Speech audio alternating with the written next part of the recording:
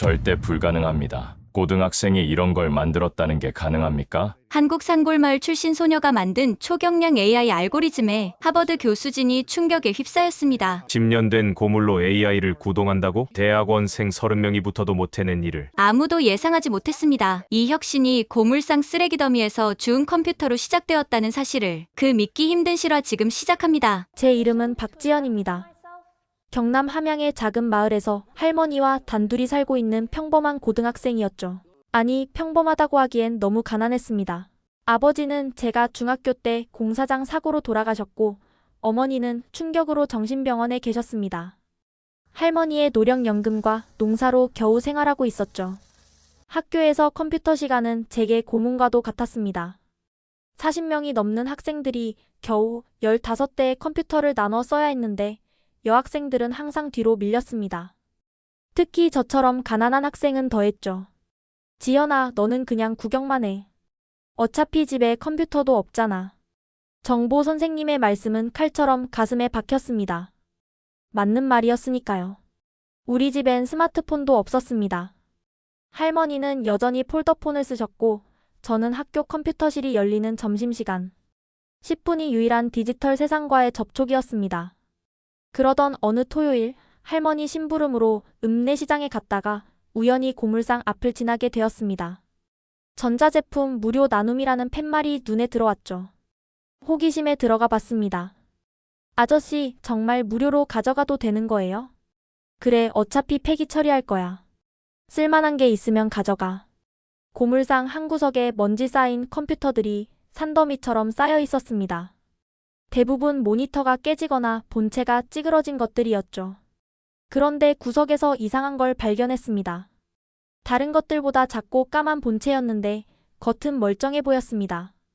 이것도 가져가도 돼요? 그거? 아마 10년은 넘은 거야. 전원도 안 들어올걸? 하지만 저는 그 컴퓨터에서 묘한 끌림을 느꼈습니다. 마치 저를 기다리고 있었다는 느낌이랄까요?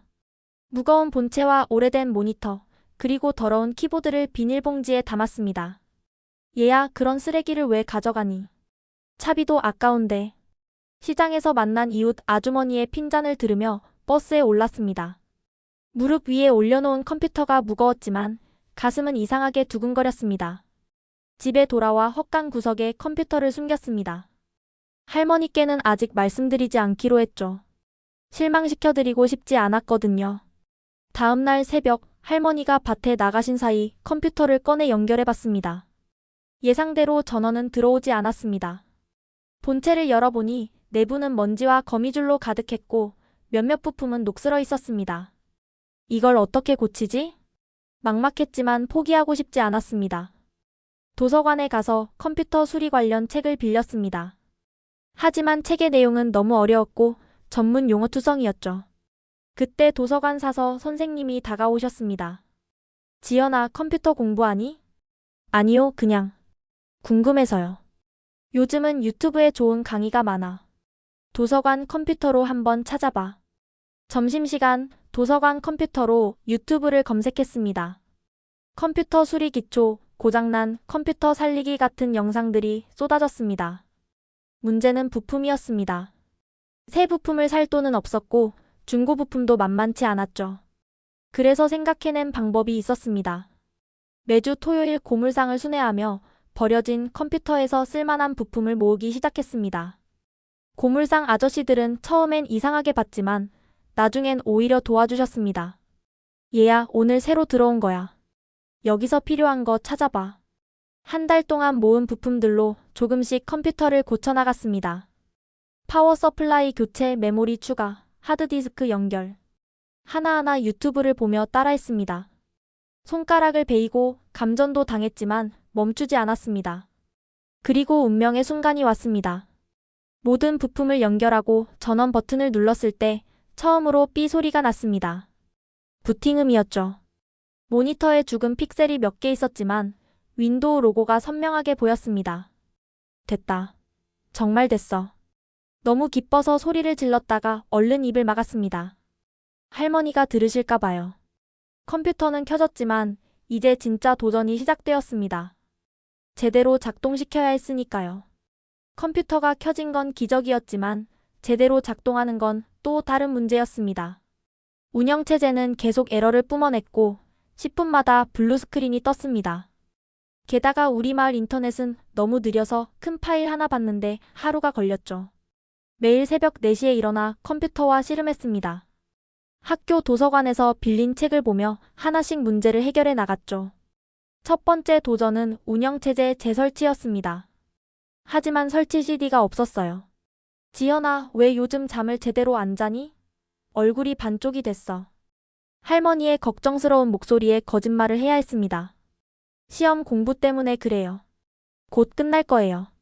도서관 컴퓨터로 리눅스라는 무료 운영체제를 알게 되었습니다.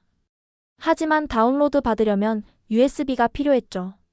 용돈을 한 달 동안 모아 중고 USB를 샀습니다. 4기가짜리 10,000원이었어요. 드디어 리눅스를 설치하는 날. 설레는 마음으로 부팅을 시도했지만 화면은 까맣게 변했습니다. 첫 번째 실패였죠. 두 번째 시도. 이번엔 그래픽 드라이버 문제였습니다. 세 번째 시도. 하드디스크가 인식되지 않았습니다. 네 번째, 다섯 번째. 실패가 거듭될수록 절망감이 커졌습니다. 특히 15번째 실패 때는 정말 포기하고 싶었어요. 메인보드가 타는 냄새가 났거든요. 한 달 동안 모은 부품이 한순간에 망가졌습니다. 이딴 고물 따위. 내가 왜 이러고 있지? 헛간 구석에 주저앉아 한참을 울었습니다. 그때 할머니가 들어오셨어요. 지연아, 여기서 뭐하니? 더 이상 숨길 수 없었습니다. 모든 걸 털어놓았죠. 고물상에서 컴퓨터를 주워온 것, 매일 새벽에 고치려 애쓴 것, 그리고 계속되는 실패까지. 할머니는 한참 말이 없으셨습니다. 그리고 뜻밖의 말씀을 하셨어요. 포기하지 마라. 네 아버지도 그랬어. 뭐든 한번 시작하면 끝을 봤지. 그날 밤 할머니가 낡은 상자 하나를 가져오셨습니다. 안에는 5만 원이 들어있었어요. 동네 전파사 가서 필요한 거 사와라. 할머니, 이건 네 아버지 제사 때 쓰려고 모은 건데 아버지도 너가 공부하는데 쓰는 걸 더 좋아하실 거야. 다음날 읍내 전파사에서 중고 메인보드를 샀습니다. 사장님이 설치 방법도 알려주셨죠. 25번째 시도. 드디어 리눅스 설치 화면이 떴습니다. 하지만 중간에 멈췄어요. 35번째 시도. 바이오스 설정을 바꿔봤지만 여전히 실패. 45번째 시도. 메모리를 다시 꽂았더니 조금 진전이 있었습니다. 그리고 53번째 시도. 새벽 3시 모든 부품을 분해했다가 다시 조립했습니다. 케이블 하나하나 점검하고 먼지를 깨끗이 닦아냈죠. 전원 버튼을 누르는 손이 떨렸습니다. 화면에 펭귄 로고가 떴습니다. 리눅스의 상징이었죠. 그리고 처음으로 바탕화면이 나타났습니다. 됐다. 정말로 됐어. 54번째 만에 성공한 거였습니다. 비록 모니터에 죽은 픽셀이 있고 속도는 거북이 같았지만 제 컴퓨터가 살아난 겁니다. 창밖으로 첫 새벽빛이 들어왔습니다. 마치 제 미래를 비추는 것 같았어요. 하지만 이제 더 큰 과제가 남아 있었습니다. 이 컴퓨터로 프로그래밍을 배워야 했으니까요. 느린 인터넷 환경에서 어떻게 코딩을 배울 수 있을까요? 컴퓨터가 작동하기 시작한 후 저는 본격적으로 프로그래밍을 배우기로 결심했습니다. 하지만 문제가 산더미였죠.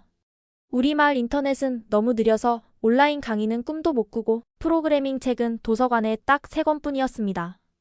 그것도 10년 전 책들이었어요. 더 큰 문제는 공간이었습니다. 헛간은 너무 춥고 습했고 할머니가 자주 드나드셨죠. 그러다 발견한 곳이 마을 끝자락의 폐창고였습니다. 예전에 농기구를 보관하던 곳인데 이제는 아무도 쓰지 않았어요. 여기라면. 창고를 청소하는데 일주일이 걸렸습니다. 쌓인 먼지와 거미줄을 치우고 구멍난 지붕을 비닐로 막았죠. 그리고 가장 중요한 건 전기였습니다. 다행히 창고 옆 전봇대에서 몰래 전기를 끌어올 수 있었어요. 물론 불법이었지만 다른 방법이 없었습니다. 하지만 마을 이장님한테 들킬까봐 낮에는 사용할 수 없었죠. 그래서 생각해낸 게 태양광 패널이었습니다. 고물상에서 깨진 태양광 정원 등을 여러 개 주워와 연결했어요. 완벽하진 않았지만 낮 동안 배터리를 충전하기엔 충분했습니다. 폐창고는 제 비밀 아지트가 되었습니다. 낡은 책상과 의자를 가져다 놓고 벽에는 프로그래밍 명령어를 적은 종이를 붙였죠. 매일 새벽 4시 할머니가 주무실 때 몰래 창고로 갔습니다. 첫 프로그래밍 언어로 파이썬을 선택했습니다. 도서관 책에서 초보자에게 가장 쉬운 언어라고 되어 있었거든요. 하지만 책의 예제를 따라 치기만 해도 에러투성이었습니다. 프린트 헬로 월드. 왜 안 되지? 알고 보니 파이썬 버전이 달라서였어요. 책은 파이썬2인데 제 컴퓨터는 파이썬3였죠. 이런 사소한 차이 하나하나가 거대한 벽처럼 느껴졌습니다. 도서관 컴퓨터 사용 시간은 하루 30분. 그 시간 동안 최대한 많은 자료를 USB에 담았습니다.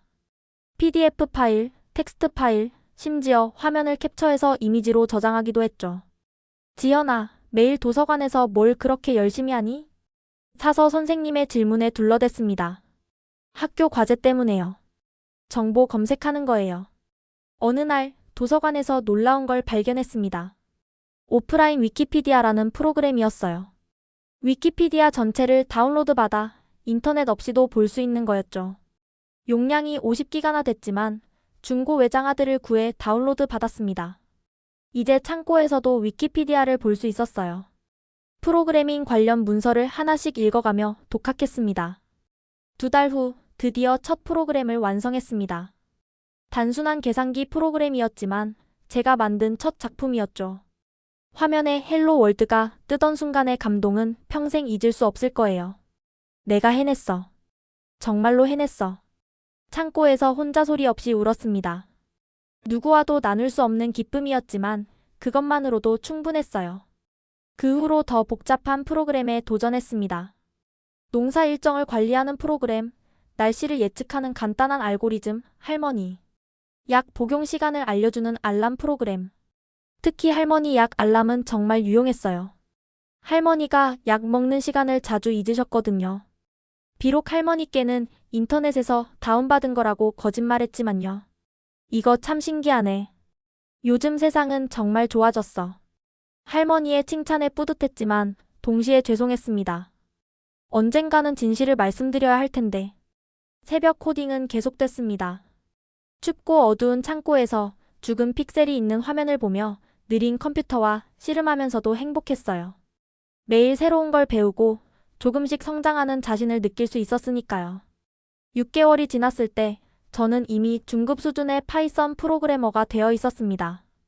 하지만 아직 아무도 제 실력을 몰랐죠. 그러던 어느 날 운명을 바꿀 사건이 일어났습니다. 할머니가 새벽에 창고로 오신 거예요.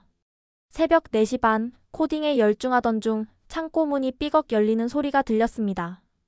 순간 심장이 멎는 줄 알았어요. 뒤돌아보니 할머니가 서 계셨습니다. 손전등을 들고 놀란 눈으로 저를 바라보고 계셨죠. 지연아, 너가 여기서 뭘 하고 있니? 변명할 여지가 없었습니다. 모니터 화면에는 제가 짠 코드가 빼곡히 차 있었고 벽에는 프로그래밍 공식들이 붙어 있었으니까요. 할머니, 말문이 막혔습니다. 6개월 동안 숨겨온 비밀이 한순간에 들통난 거예요. 할머니는 천천히 창고 안으로 들어오셨습니다. 그리고 제 옆에 앉으셨어요. 얼마나 됐니? 6개월이요. 매일 새벽에 여기 온 거야? 고개를 끄덕였습니다. 할머니는 한숨을 쉬셨어요. 그래서 요즘 낮에 그렇게 졸았구나. 농사일 하다가도 꾸벅꾸벅 졸더라. 죄송해요, 할머니. 거짓말해서. 그런데 할머니의 다음 말씀이 저를 놀라게 했습니다. 네 아버지도 그랬어. 네? 어릴 때 라디오를 분해하고 조립하는 걸 좋아했지. 나는 이해 못했지만 그게 그 아이의 재능이었나 봐. 할머니는 제 컴퓨터 화면을 가만히 보셨습니다. 물론 코드를 이해하실 리 없었지만 뭔가 대단한 걸 하고 있다는 건 아셨나 봅니다. 이게 뭐니? 프로그래밍이라고 해요. 컴퓨터한테 일을 시키는 언어예요. 그래서 이걸로 뭘 할 수 있는데? 저는 할머니께 제가 만든 프로그램들을 보여드렸습니다. 약 알람, 농사 일정 관리, 날씨 예측 프로그램까지. 할머니는 놀란 표정으로 보셨어요. 이걸 너가 다 만든 거야? 네, 할머니. 할머니는 한참 말이 없으셨습니다. 그리고 갑자기 눈물을 흘리셨어요. 미안하다, 지연아. 할머니 왜 우시는데요? 너한테 변변한 것도 못 해주고. 남들은 다 학원 다니고 과외 받는데. 저도 따라 울었습니다. 할머니를 꼭 안아드렸어요. 할머니가 계셔서 제가 여기까지 올 수 있었어요. 할머니가 저를 믿어주셨잖아요. 그날 이후 모든 게 달라졌습니다. 할머니는 제 비밀을 지켜주셨고 오히려 도와주셨어요. 새벽에 일어날 때 따뜻한 차를 만들어주셨고 창고에 난로도 놔주셨죠. 일주일 후 할머니가 충격적인 말씀을 하셨습니다. 지연아, 이리 와봐. 할머니는 낡은 통장을 보여주셨어요. 잔액은 500만 원이었습니다. 이걸로 새 컴퓨터 사자. 할머니, 이건 할머니 수술비로 모은 거잖아요. 할머니는 백내장 수술을 미루고 계셨거든요. 눈은 아직 괜찮아. 하지만 너는 지금이 중요해. 안 돼요, 할머니. 전 이 컴퓨터로도 충분해요. 하지만 할머니의 결심은 확고했습니다. 네 재능을 낡은 컴퓨터가 막으면 안 돼. 이건 투자야, 우리 미래를 위한. 다음 날 할머니와 함께 시내 컴퓨터 매장에 갔습니다. 최신 컴퓨터는 아니지만 제겐 꿈같은 사양이었어요.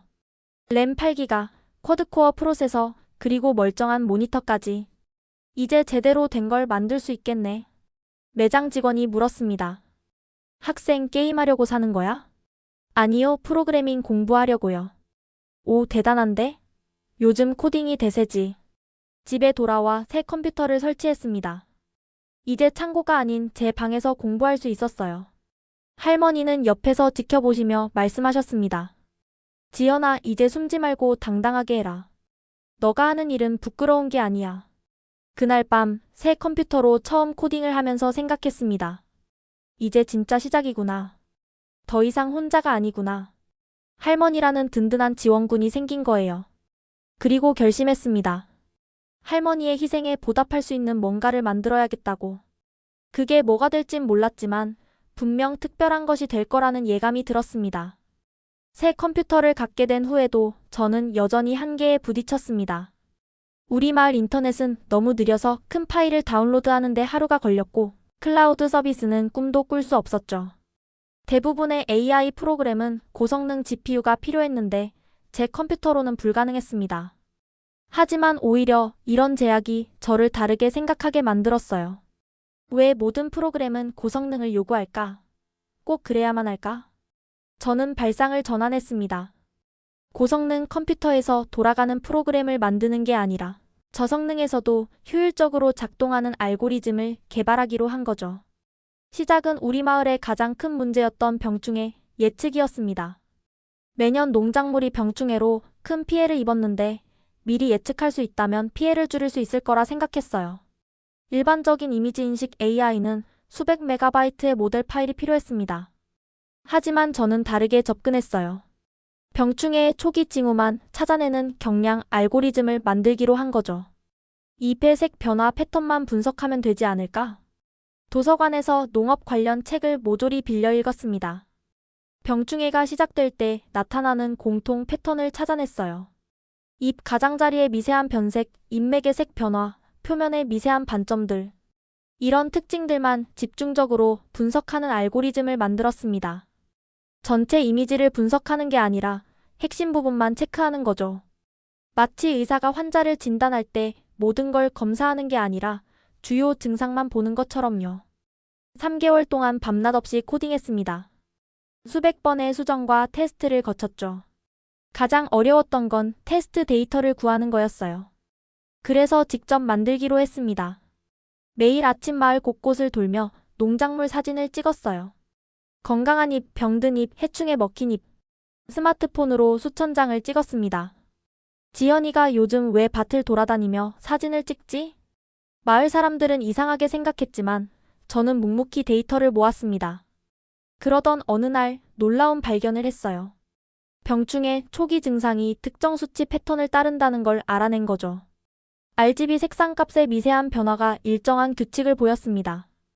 이걸 바탕으로 단 200줄의 코드로 병충해 예측 프로그램을 완성했습니다. 일반 AI 프로그램의 100분의 1 크기였죠.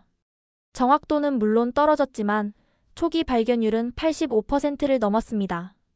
첫 테스트는 옆집 김 아저씨 밭에서 했습니다. 아저씨, 이 배추 좀 봐주세요. 스마트폰으로 배추 사진을 찍어 프로그램에 입력했습니다. 3초 후 결과가 나왔어요. 벼룩이벌레 초기 증상 의심. 예상 확률 78%. 김 아저씨는 반신반의하며 배추를 자세히 살펴봤습니다. 그리고 놀란 표정을 지었어요. 정말이네. 여기 작은 구멍들이 생기기 시작했어.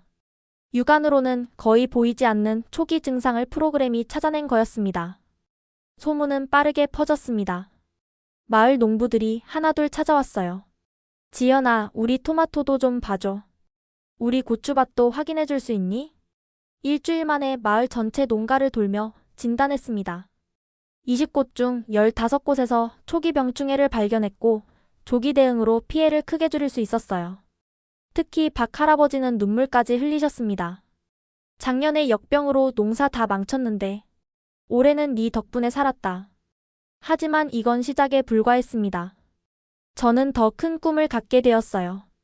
우리나라 모든 농촌에서 쓸 수 있는 앱을 만들고 싶었습니다. 문제는 다양한 작물과 지역별 특성을 반영하는 거였어요. 그래서 생각해낸 게 크라우드 소싱 방식이었습니다. 사용자들이 직접 데이터를 입력하고 공유하는 시스템이죠. 앱 이름은 농부의 눈으로 정했습니다. 오프라인에서도 기본 진단이 가능하고 온라인에 연결되면 데이터를 공유하는 방식이었어요. 6개월 후 앱 사용자가 500명을 넘어섰습니다. 경남 지역 농가의 입소문으로 퍼진 거였죠. 그리고 드디어 언론의 주목을 받게 되었습니다.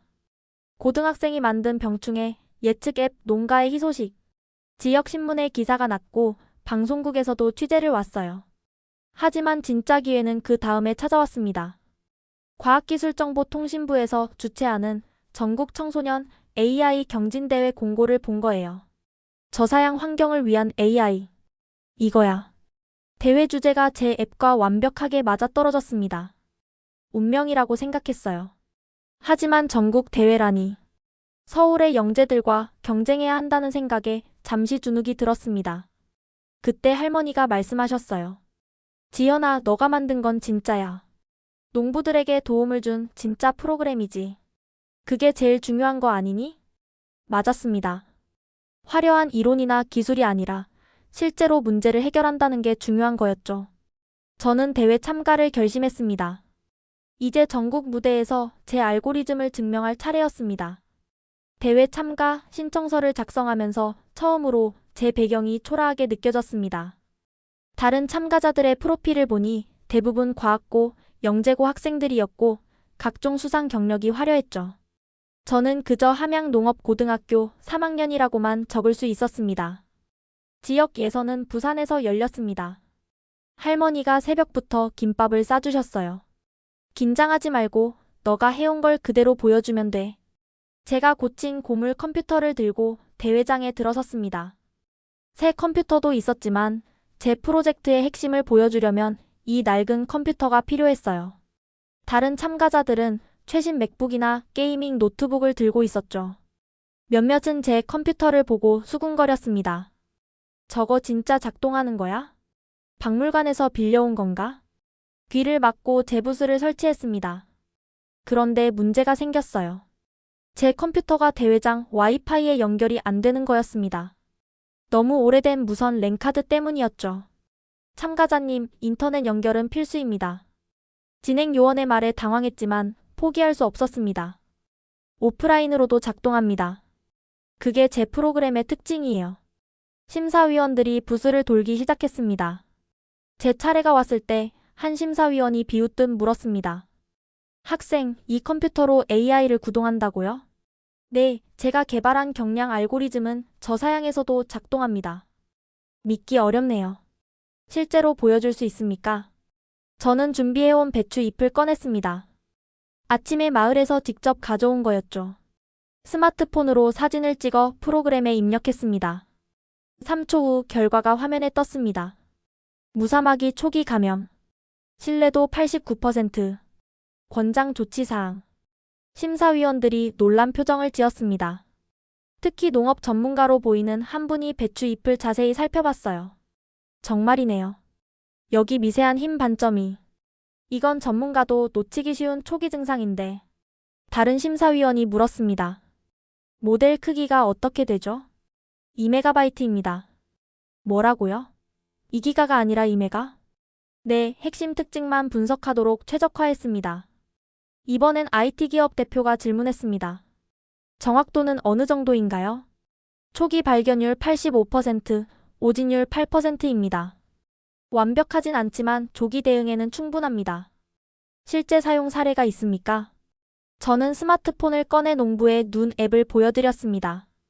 현재 경남 지역 500여 농가에서 사용 중입니다. 여기 사용자 리뷰들이 있어요. 화면에는 농부들의 생생한 후기가 가득했습니다. 덕분에 올해 배추 농사 살렸습니다. 이렇게 쉽고 빠른 진단은 처음이에요. 돈 안 들이고 병충해 막을 수 있어서 정말 고맙습니다. 심사위원들이 서로 눈빛을 교환했습니다. 그중 한 명이 물었어요. 이 모든 걸 혼자 개발한 건가요? 네, 독학으로 배웠습니다. 믿기 어렵군요. 코드를 직접 설명해 줄 수 있나요? 다음 10분 동안 제 알고리즘의 핵심을 설명했습니다. 어떻게 이미지를 압축하고 핵심 특징을 추출하며 적은 연산으로 패턴을 찾아내는지 상세히 설명했죠. 놀랍습니다. 이건 단순한 학생 프로젝트가 아니라 실제 상용화 가능한 수준이네요. 농업 전문가 심사위원이 말했습니다. 특히 농촌 현실을 정확히 이해하고 있어요. 비싼 장비나 빠른 인터넷이 없는 환경을 고려한 점이 인상적입니다. 발표가 끝나고 다른 참가자들도 제 부스로 몰려왔습니다. 어떻게 2메가로 가능한 거야? 나도 경량화 연구 중인데 노하우 좀 공유해 줄 수 있어? 과학고 학생 하나가 물었습니다. 너 정말 농업고 다녀? 어디서 이런 걸 배운 거야? 유튜브랑 위키피디아요. 그리고 직접 실험하면서 배웠어요. 그들의 눈빛이 달라졌습니다. 더 이상 무시하는 게 아니라 존경의 눈빛이었어요. 결과 발표 시간. 제 손에는 땀이 가득했습니다. 지역 예선 대상은 함양농업고등학교 박지연 학생입니다. 믿을 수 없었습니다. 제 이름이 호명되는 순간 대회장이 박수로 가득 찼어요. 시상식에서 심사위원장이 말했습니다. 박지연 학생의 프로젝트는 기술적 우수성뿐만 아니라 실용성과 사회적 가치를 모두 갖췄습니다. 진정한 혁신이 무엇인지 보여준 사례입니다. 트로피를 받아들고 무대에서 내려오는데 한 기자가 다가왔습니다. 학생, 인터뷰 좀 할 수 있을까요? 고물 컴퓨터로 AI 혁명을 일으킨 고등학생 이야기를 꼭 전하고 싶습니다. 그날 밤 할머니께 전화를 드렸습니다. 할머니, 제가 1등 했어요. 우리 지연이가 해냈구나. 할머니가 얼마나 자랑스러운지 몰라. 하지만 이건 시작에 불과했습니다. 이제 전국대회가 기다리고 있었고 거기엔 진짜 괴물들이 모인다고 했으니까요. 과연 제가 그들과 경쟁할 수 있을까요? 지역대회 우승 소식이 퍼지자 학교가 발칵 뒤집혔습니다. 농업고에서 전국 AI 대회 본선 진출자가 나온 건 처음이었거든요. 교장 선생님은 특별 조회까지 열어주셨어요. 우리 학교의 자랑, 박지연 학생이 이뤄낸 쾌거입니다. 하지만 기쁨도 잠시 현실적인 문제가 닥쳤습니다. 전국 대회는 서울에서 일주일간 합숙하며 진행된다는 거였어요. 참가비만 30만 원, 숙박비와 교통비까지 하면 100만 원은 필요했습니다. 할머니, 제가 알바를 해서. 무슨 소리야. 대회 준비도 바쁜데. 할머니는 또 다시 통장을 꺼내셨지만 잔액은 10만 원뿐이었습니다. 병원비와 생활비로 다 쓰신 거죠. 그때 놀라운 일이 벌어졌습니다. 마을 이장님이 찾아오신 거예요. 지연아, 마을 회의에서 결정했다. 너를 돕기로. 마을 주민들이 십시일반 모금을 한 거였습니다.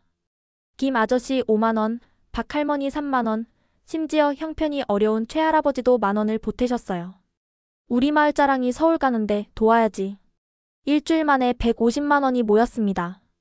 마을 전체 인구가 200명도 안 되는데 말이죠. 더 놀라운 건 그 다음이었습니다. 기사를 본 한 IT 기업 대표가 연락을 해온 거예요. 박지연 학생의 도전을 응원합니다.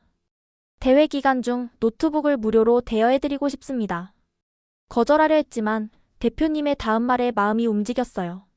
저도 어려운 환경에서 시작했습니다. 누군가의 도움으로 여기까지 왔죠. 이제 제가 돕는 차례입니다. 전국 대회를 준비하면서 가장 큰 문제는 영어였습니다. 대회 발표를 영어로도 준비해야 했거든요. 국제심사위원들이 참관한다고 했습니다. IM 지연박, I 디벨롭. 발음이 엉망이었습니다. 그런데 영어 선생님이 매일 방과 후에 무료로 지도해 주셨어요. 지연아, 발음보다 중요한 건 자신감이야. 네 이야기를 전달하는 거야. 프레젠테이션 자료도 문제였습니다. 파워포인트를 제대로 써본 적이 없었거든요. 미술 선생님이 도와주셨어요. 심플하게 하지만 임팩트 있게 만들어보자. 그렇게 마을 전체가 저를 응원해 주었습니다. 할머니는 매일 밤 기도하셨어요. 우리 지연이가 떨지 않고 잘할 수 있게 해주세요. 출발 전날 충격적인 이메일을 받았습니다. 스탠포드 대학교 교수가 보낸 거였어요. 당신의 프로젝트에 대해 들었습니다. 전국 대회에서 만나고 싶습니다. 혹시 국제 청소년 AI 챌린지에 관심 있으신가요? 국제 대회라니. 꿈도 꿀 수 없는 일이었습니다. 하지만 일단 전국 대회부터 잘 치러야 했죠. 서울로 가는 버스 안에서 창밖을 보며 생각했습니다. 고물상 컴퓨터로 시작한 여정이 어디까지 갈 수 있을까? 두렵기도 했지만 동시에 설렜습니다. 지연아, 파이팅! 버스 정류장에 마을 사람들이 모여 배웅해 주셨습니다. 그들의 응원이 제게 큰 힘이 되었어요. 서울에 도착했을 때 거대한 도시 풍경에 압도됐습니다. 하지만 주눅 들지 않기로 했어요. 제가 가진 건 진짜 문제를 해결한 경험이었으니까요. 대회장 앞에서 심호흡을 했습니다. 할 수 있어. 마을 사람들을 위해서라도 해낼 거야. 그런데 대회장에 들어서자마자 뜻밖의 인물을 만났습니다. 바로 그 스탠포드 교수였어요. 박지연 학생이군요. 실제로 만나서 반갑습니다. 당신의 이야기를 더 듣고 싶습니다. 예상치 못한 만남에 가슴이 두근거렸습니다. 무언가 큰 일이 일어날 것 같은 예감이 들었어요. 전국대회 본선은 예상보다 훨씬 치열했습니다. 전국에서 모인 50명의 천재들, 그들의 프로젝트는 하나같이 놀라웠어요. 자율주행 드론, 의료진단 AI, 실시간 번역 시스템. 제 프로젝트가 초라해 보일 정도였죠. 첫날 밤 숙소에서 할머니께 전화드렸습니다. 할머니, 여기 애들이 너무 대단해요. 제가 할 수 있을까요? 지연아, 너는 이미 500명의 농부를 도왔어. 그 아이들이 몇 명을 도왔니? 할머니 말씀이 맞았습니다. 화려한 기술보다 중요한 건 실제 임팩트였죠. 대회 3일차 예선 발표가 있었습니다. 제 차례가 왔을 때 스탠포드 교수님이 앞줄에 앉아 계셨어요. 더 긴장됐지만 할머니를 생각하며 시작했습니다. 저는 고물상 컴퓨터로 시작했습니다. 하지만 그 제약이 오히려 혁신을 만들었습니다. 발표 중간 제 낡은 컴퓨터가 또 말썽을 부렸습니다. 화면이 갑자기 꺼진 거예요. 순간 당황했지만 침착하게 대처했습니다. 이것이 제가 해결하려는 문제입니다. 모든 사람이 최신 장비를 가질 수는 없으니까요. 청중들이 웃음을 터뜨렸고 심사위원들도 고개를 끄덕였습니다. 발표 후 스탠포드 교수님이 다가오셨어요. 인상적이었습니다. 국제대회에 꼭 지원하세요. 추천서를 써드리겠습니다. 교수님, 저는 영어도 잘 못하고 기술에는 언어가 없습니다. 당신의 코드가 당신을 대변할 겁니다. 예선을 통과하고 본선에 진출했습니다. 20명 중 1명이 된 거예요. 그날 밤 할머니께 기쁜 소식을 전하려 전화했는데 목소리가 이상하셨습니다. 할머니, 어디 아프세요? 아니야, 괜찮아. 너는 대회나 잘 치러. 불안했지만 할머니 말씀을 믿기로 했습니다. 본선 발표 날 더 많은 청중이 모였습니다. 기업 관계자들, 투자자들, 언론사까지. 제 발표 제목은 제약이 만든 혁신 2메가바이트로 구현한 AI였습니다. 발표를 마치자 질문이 쏟아졌습니다. 상용화 계획이 있나요? 특허 출원은 했나요? 우리 회사와 협업할 의향이 있나요? 정신이 없었습니다. 그런데 가장 중요한 질문은 한 농업 전문가가 했어요. 이 기술을 개발도상국에 무료로 제공할 계획인가요? 네, 그게 제 목표입니다. 기술은 모두를 위한 것이어야 하니까요. 대회 결과는 대상이었습니다. 상금 500만 원과 함께 국제대회 참가 자격을 얻었어요. 시상식이 끝나고 숙소로 돌아왔을 때 이장님으로부터 전화가 왔습니다. 지연아, 할머니가 쓰러지셨다. 세상이 무너지는 것 같았습니다. 당장 짐을 싸서 내려갔어요. 병원에 도착했을 때 할머니는 깨어 계셨습니다. 다행히 큰 이상은 없었지만 과로와 영양실조였대요. 할머니, 왜 아프신 걸 숨기셨어요? 네 대회 망칠까봐. 그때 이장님이 충격적인 사실을 알려주셨습니다. 할머니가 밭을 팔았어. 네 국제대회 비용 마련하려고. 뭐라고요? 3대째 내려온 할아버지 밭을 판 거였습니다. 그것도 시세보다 싸게 급하게 팔았대요. 할머니, 왜 그러셨어요? 그 밭은 할아버지 유산이잖아요. 할머니는 미소를 지으셨습니다. 밭은 다시 살 수 있어. 하지만 네 기회는 다시 안 올지도 몰라. 눈물이 멈추지 않았습니다. 지연아, 할머니 소원이 하나 있어.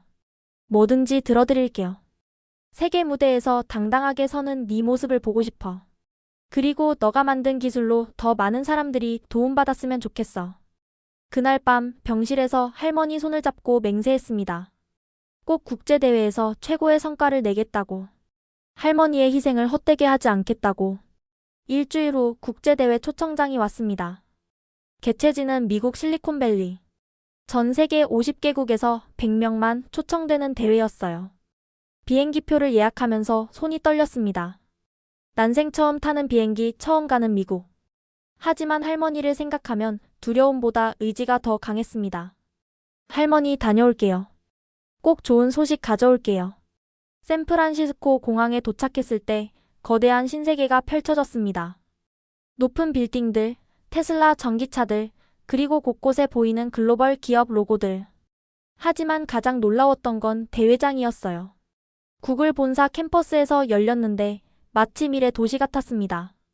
체크인을 하는데 직원이 제 짐을 보고 물었어요. 노트북은 어디 있나요? 제가 낡은 컴퓨터를 꺼내자 눈이 휘둥그레졌습니다. 이걸로 대회에 참가한다고요? 네, 이게 제 프로젝트의 핵심입니다.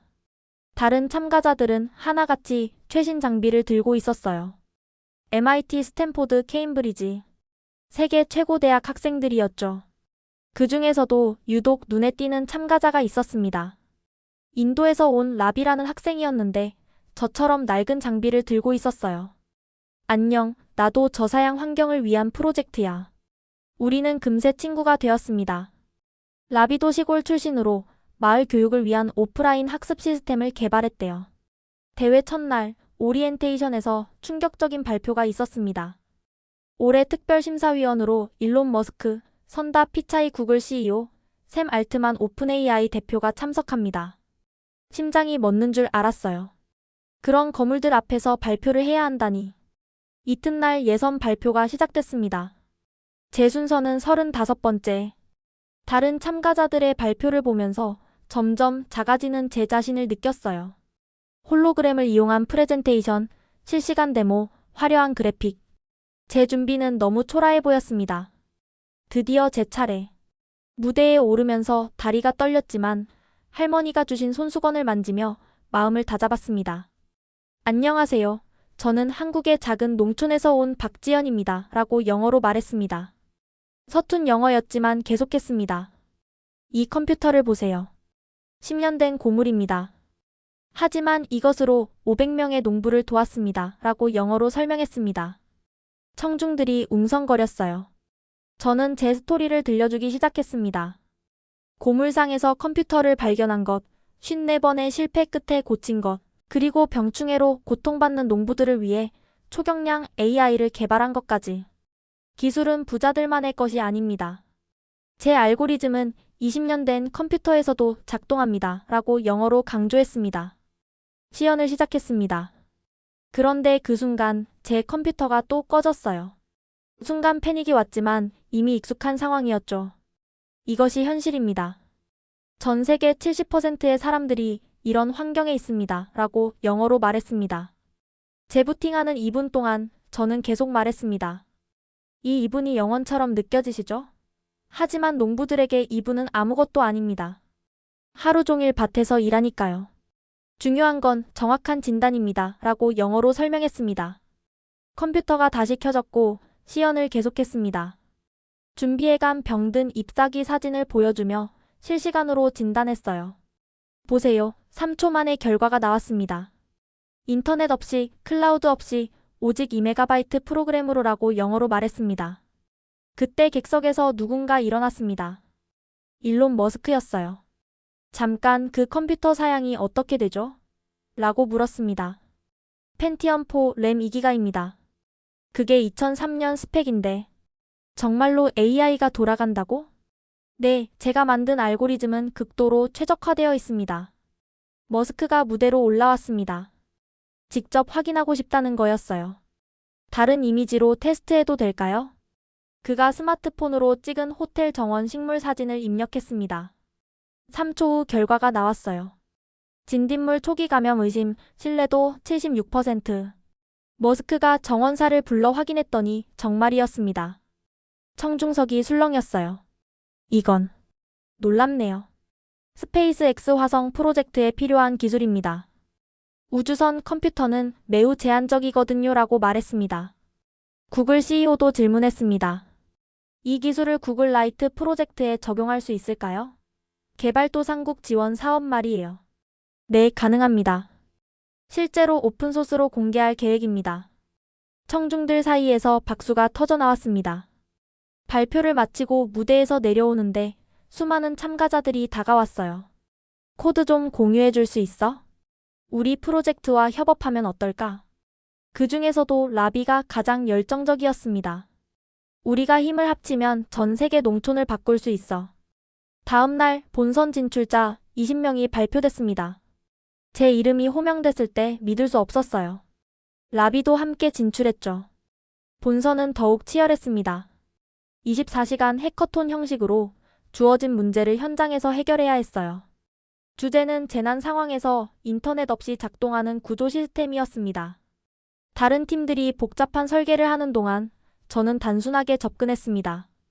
핸드폰 블루투스로 메시 네트워크를 구성하고 각 기기가 정보를 릴레이하는 방식이었죠. 코드는 단 500줄. 하지만 배터리 소모가 적고 안정적이었습니다. 타임 오버. 라고 외쳤습니다. 24시간이 끝났습니다. 눈이 충혈되고 손은 떨렸지만 완성했다는 성취감이 컸어요. 최종 발표 날. 구글 본사 대강당은 1000명이 넘는 사람들로 가득했습니다. 온라인 중계를 보는 사람도 100만 명이 넘는다고 했어요. 제 발표 차례가 왔습니다. 이번엔 떨지 않았어요. 할머니를 생각하며 당당하게 시작했습니다. 기술은 소수가 아닌 모두를 위한 것이어야 합니다. 라고 영어로 말했습니다. 시연을 시작했는데 이번엔 컴퓨터가 끄지지 않았어요. 아니, 꺼지려 할 때마다 제가 먼저 대처했죠. 청중들은 그것조차 즐기는 것 같았습니다. 보세요. 이 낡은 컴퓨터도 세상을 바꿀 수 있습니다. 필요한 건 장비가 아니라 아이디어입니다. 라고 영어로 강조했습니다. 발표를 마치자 기립박수가 쏟아졌습니다. 일론 머스크가 먼저 일어섰고 모든 사람이 따라 일어났어요. 시상식. 손에 땀이 가득했습니다. 3위 미국 MIT, 2위 중국 칭화대, 그리고 대상은 심장이 터질 것 같았습니다. 한국 박지연. 믿을 수 없었습니다. 무대로 걸어가는 동안 다리가 풀렸어요. 트로피를 받는 순간 할머니 생각에 눈물이 났습니다. 소감을 말해주세요. 마이크 앞에 섰습니다. 이 상을 한국의 작은 마을에서 저를 믿어준 할머니께 바칩니다. 그리고 전 세계 자원이 부족한 모든 젊은이들에게 말하고 싶습니다. 당신의 제약이 당신의 혁신이 될 수 있습니다. 라고 영어로 말했습니다. 행사가 끝나고 놀라운 제안들이 쏟아졌습니다. 구글 연봉 20만 달러, 당장 입사하세요. 테슬라 화성 프로젝트 팀장 자리를 드리겠습니다.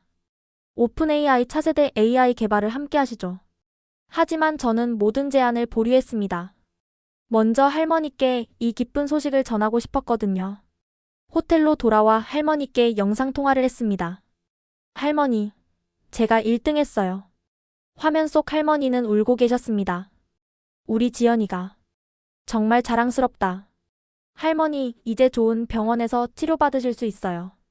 상금이 5만 달러예요. 지연아, 그 돈은 네 미래를 위해 써라. 할머니가 제 미래예요. 그날 밤 호텔 방에서 많은 생각을 했습니다. 실리콘밸리의 화려한 제안들과 한국 시골 마을의 할머니. 어떤 선택을 해야 할까요? 시상식 다음 날, 전 세계 언론이 제 이야기를 다루기 시작했습니다. 한국 시골 소녀, 고물 컴퓨터로 실리콘밸리를 접수하다. 10년 된 컴퓨터로 구글을 이긴 천재 할머니의 밭을 판 돈으로 세계 정상에. CNN, BBC, 월스트리트 저널. 인터뷰 요청이 쏟아졌어요. 하지만 가장 중요한 연락은 따로 있었습니다. 박지현님, 대한민국 대통령입니다. 축하드립니다. 대통령이 직접 전화를 주신 거예요. 깜짝 놀라 말을 더듬었습니다. 감사합니다. 귀국하면 청와대에 초대하고 싶습니다. 당신 같은 인재가 대한민국의 미래입니다. 언론 인터뷰 중 가장 기억에 남는 질문이 있었어요. 왜 최신 장비를 사용하지 않았나요? 세상의 대부분 사람들은 최신 장비를 살 수 없습니다. 저는 그들을 위한 기술을 만들고 싶었어요. 앞으로의 계획은? 한국으로 돌아가 더 많은 농촌 청소년들에게 코딩을 가르치고 싶습니다. 인터뷰가 방송된 후 놀라운 일이 벌어졌습니다. 전 세계에서 후원 제안이 들어온 거예요. 빌 게이츠 재단 농촌 교육 프로젝트에 100만 달러를 지원하겠습니다. 페이스북 인터넷 .org 프로젝트와 협업하시죠. 삼성전자 한국 농촌 스마트팜 구축을 함께 하고 싶습니다. 하지만 가장 뜻밖의 제안은 따로 있었습니다. 안녕하세요. 저는 한국의 어느 할머니입니다. 익명의 한국 할머니가 이메일을 보내온 거였어요. 당신 이야기를 듣고 제 손녀가 꿈을 갖게 됐어요. 여자도 개발자가 될 수 있다고 믿게 됐답니다. 감사합니다. 이런 메시지가 수백 개 왔습니다. 인도, 방글라데시, 케냐, 브라질. 전 세계 농촌 지역 젊은이들이 희망을 얻었다는 거예요. 마지막 날, 대회 주최 측에서 특별한 제안을 했습니다. 내년 대회 홍보대사가 되어주세요. 당신의 스토리가 더 많은 젊은이들에게 영감을 줬으면 합니다. 영광입니다. 하지만 한 가지 조건이 있어요. 뭐든 말씀하세요. 참가비 면제 프로그램을 만들어주세요. 저처럼 가난한 학생들도 참가할 수 있도록. 훌륭한 제안입니다. 바로 실행하겠습니다. 공항으로 가는 길, 라비가 배웅 나왔어요. 지현, 우리 프로젝트를 오픈소스로 만들자. 전 세계가 무료로 쓸 수 있게. 좋아, 깃허브에 올리자. 우리는 공항에서 노트북을 펴고 코드를 업로드했습니다. 프로젝트 이름은 프로젝트 호프로 정했죠. 비행기에 오르기 전 마지막으로 할머니께 전화드렸습니다. 할머니, 이제 집에 가요. 안전하게 오너라. 할머니가 된장찌개 끓여놓을게. 14시간의 비행 동안 많은 생각을 했습니다.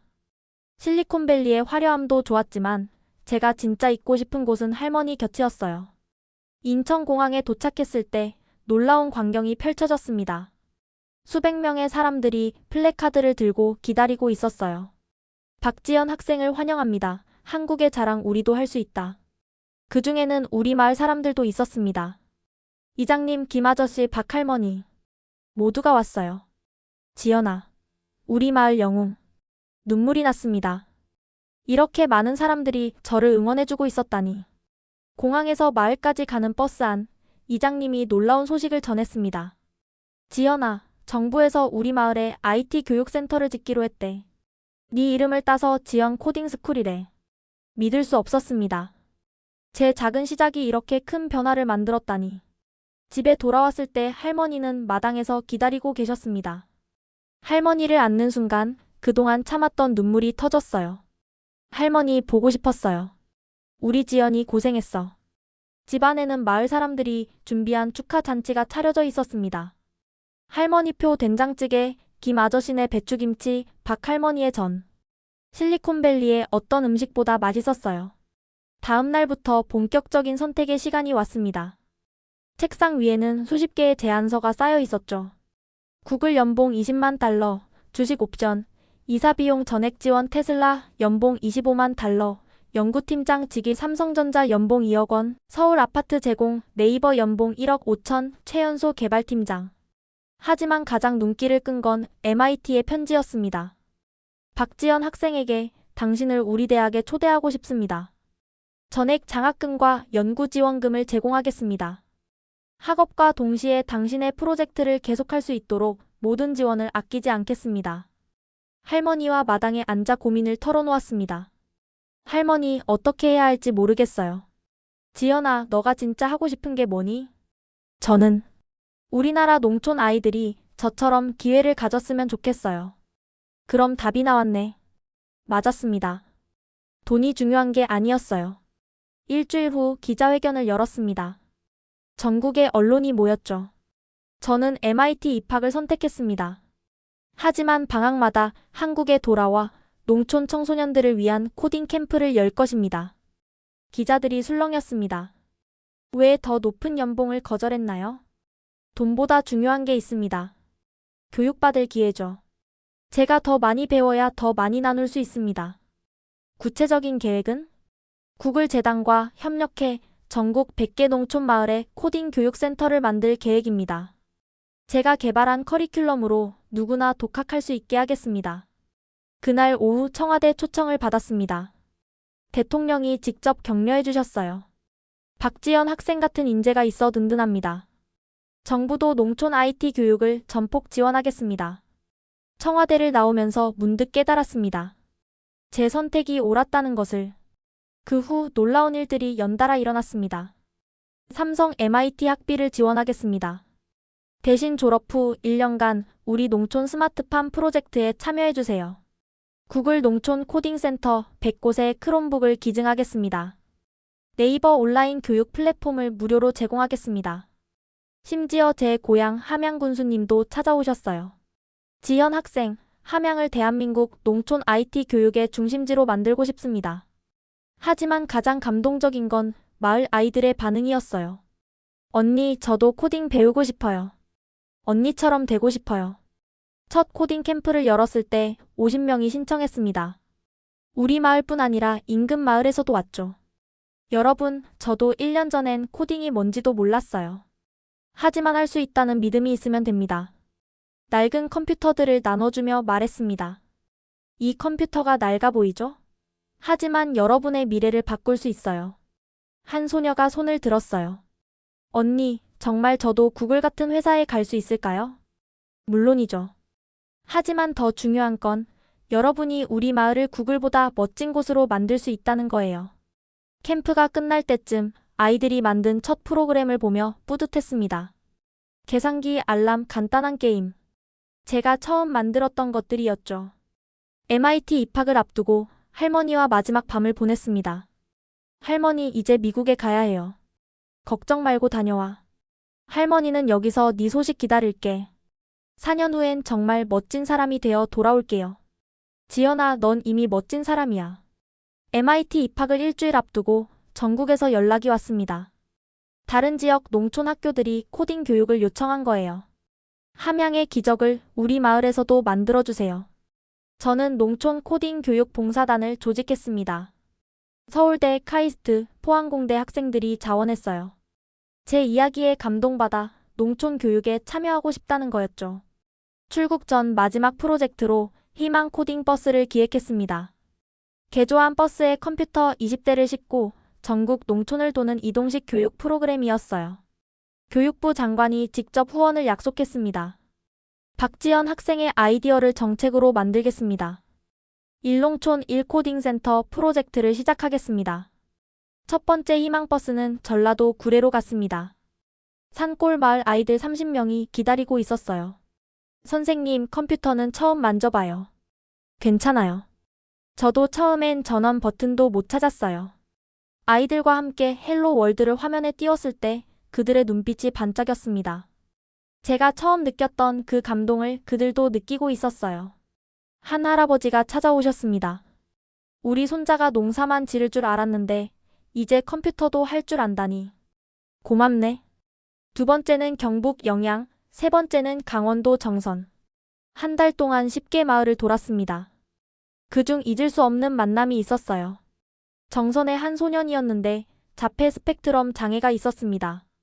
말은 잘 못했지만 코딩에는 놀라운 재능을 보였어요. 선생님, 이 아이가 만든 거예요.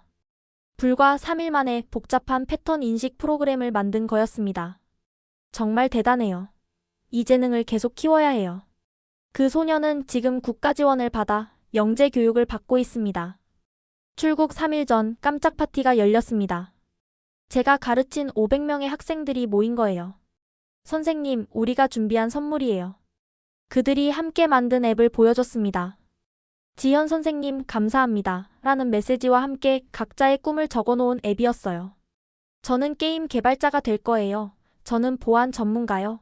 저는 선생님처럼 농촌을 위한 앱을 만들 거예요. 눈물이 났습니다. 제가 뿌린 작은 씨앗이 이렇게 많은 꿈으로 자라났다니. 마지막 기자회견에서 발표했습니다. MIT에서 4년 동안 열심히 공부하고 매년 여름과 겨울에는 한국에 돌아와 교육 봉사를 계속하겠습니다. 그리고 졸업 후에는 한국에 돌아와 농촌기술혁신센터를 설립할 계획입니다. 자금은 어떻게 마련할 건가요? 이미 여러 기업과 재단에서 후원을 약속했습니다. 그리고 제가 개발한 농부의 눈 앱 수익금도 전액 투자할 거예요.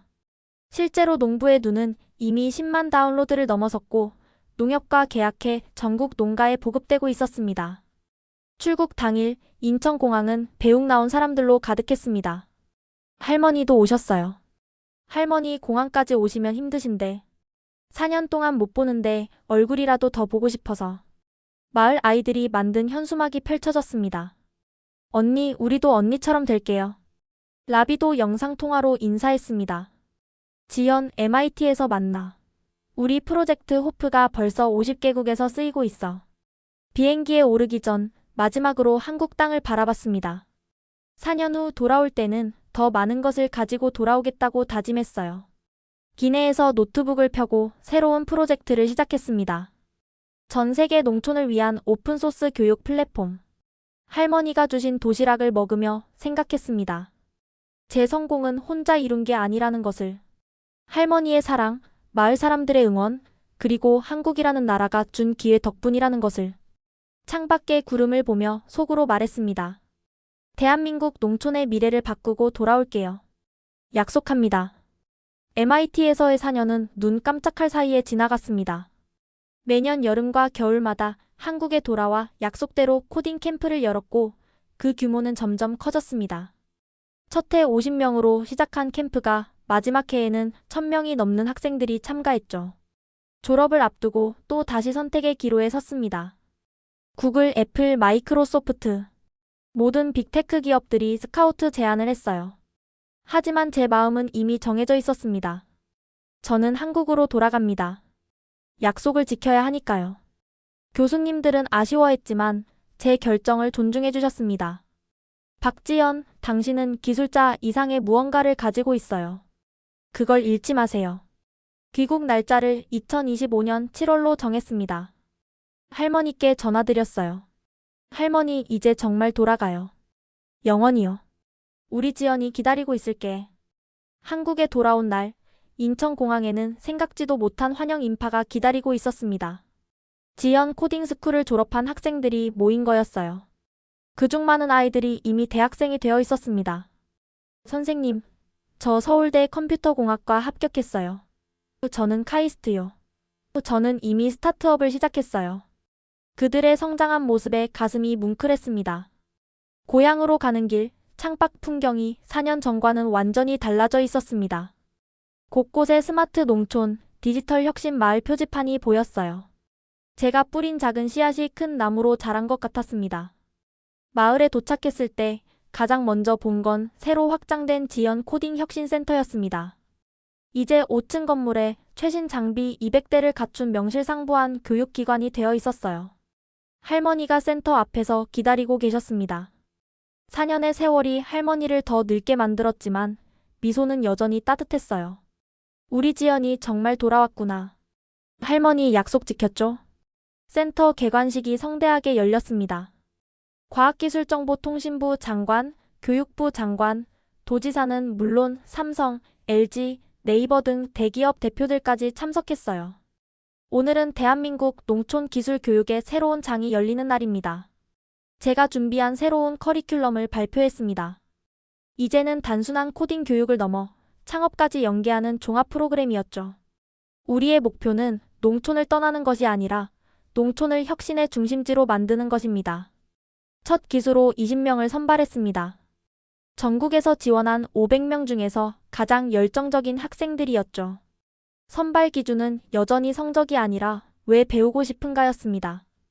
그중 한 소년의 지원서가 인상 깊었습니다. 저희 할아버지는 평생 농사만 지으셨는데 이제는 스마트팜이 대세라고 합니다. 저는 할아버지의 경험과 제 기술을 결합해 최고의 스마트팜을 만들고 싶습니다. 교육이 시작되고 6개월, 학생들의 프로젝트가 하나둘 완성되기 시작했습니다. 드론을 이용한 작물 모니터링 시스템, 블록체인 기반 농산물 이력 관리, AI 기반 농작물 수확 시기 예측 IoT 센서를 활용한 자동 관수 시스템. 특히 주목받은 건 팜커넥트라는 프로젝트였습니다. 농부와 소비자를 직접 연결하는 플랫폼인데 론칭 3개월 만에 사용자 10,000명을 돌파했어요. 선생님이 늘 말씀하셨잖아요. 기술은 사람을 위한 것이라고. 1년 후 첫 졸업생들의 진로가 결정됐습니다. 놀랍게도 20명 중 15명이 고향에 남기로 했어요. 그들은 각자의 방식으로 농촌을 혁신하기 시작했습니다. 스마트팜 컨설팅 회사를 차린 학생, 드론 방제 서비스를 시작한 학생, 농업 데이터 분석 기업을 창업한 학생. 그들의 성공은 또 다른 젊은이들을 농촌으로 불러들였습니다. 역도시화의 시작이었죠. 이제 지연 코딩 혁신센터는 전국 20개 지역으로 확대됐습니다. 매년 2,000명의 학생들이 교육을 받고 그중 절반 이상이 농촌에서 새로운 기회를 찾고 있습니다. 할머니와 마당에 앉아 별을 보며 이야기를 나눴습니다. 할머니, 이제 정말 시작인 것 같아요. 그래, 너가 시작한 불씨가 이제 큰 불이 되었구나. 할머니가 없었다면 불가능했을 거예요. 아니야, 지연아. 너는 스스로 길을 찾았어. 할머니는 그저 믿어줬을 뿐이야. 그때 핸드폰이 울렸습니다. UN 본부에서 온 이메일이었어요. 박지연 님을 UN 지속가능 발전 목표 청년 대사로 초대합니다. 당신의 모델을 전 세계에 확산시키고 싶습니다. 새로운 도전이 시작되는 순간이었습니다. 하지만 이번엔 혼자가 아니었어요. 제가 키운 수천 명의 제자들이 함께 할 테니까요. 2025년 8월 UN 지속가능 발전 포럼에 한국 대표로 참석했습니다. 제 발표 주제는 농촌 청년 역량 강화를 통한 지속가능한 발전이었죠. 단상에 서서 전 세계 대표들 앞에서 말했습니다. 10년 전 저는 고물상에서 주운 컴퓨터로 시작했습니다. 오늘 그 컴퓨터가 만든 변화를 공유하고 싶습니다. 발표를 마치자 기립박수가 쏟아졌습니다. 각국 대표들이 한국 모델을 자국에 도입하고 싶다고 했어요. 우리도 농촌 청년들에게 기회를 주고 싶습니다. 한국의 성공 비결이 무엇인가요? 가장 중요한 건 믿음입니다. 젊은이들의 잠재력을 믿고 투자하는 것이죠. 포럼이 끝난 후 놀라운 제안을 받았습니다.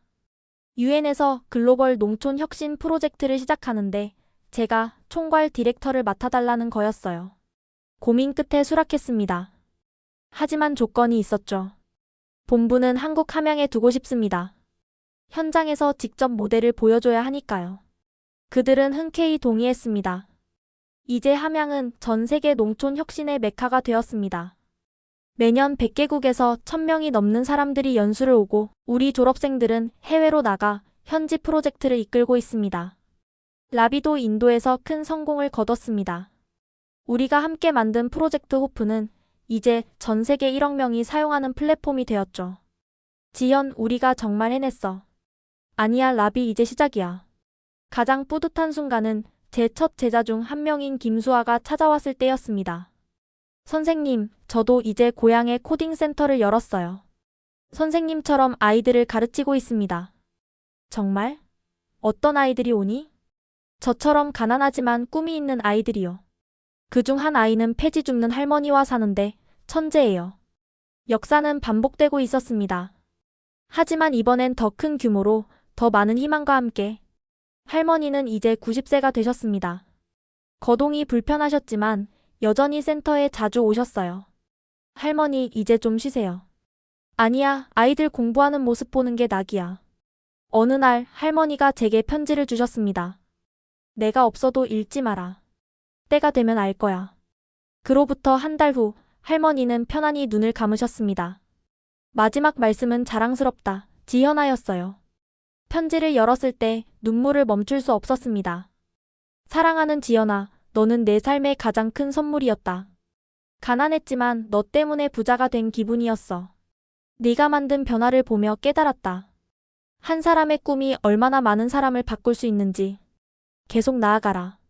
할머니는 하늘에서도 응원할게. 장례식에는 전국에서 수만 명이 왔습니다. 제가 가르친 학생들, 그들이 가르친 학생들, 그리고 기술로 삶이 바뀐 농부들까지. 할머니 묘비명은 제가 직접 썼습니다. 한 소녀의 꿈을 믿어준 할머니, 그 믿음이 세상을 바꿨다. 오늘도 센터에는 새로운 학생들이 찾아옵니다. 그들의 눈빛에서 10년 전 제 모습을 봅니다. 선생님도 정말 고물 컴퓨터로 시작했어요? 그럼 여기 있어. 아직도 작동해. 그 낡은 컴퓨터는 이제 센터의 전시품이 되었습니다. 모든 혁신은 작은 시작에서라는 문구와 함께 앞으로도 계속될 겁니다. 제가 할머니에게 받은 사랑과 믿음을 다음 세대에게 전달하는 일이, 그것이 제가 할머니께 드릴 수 있는 최고의 보답이니까요.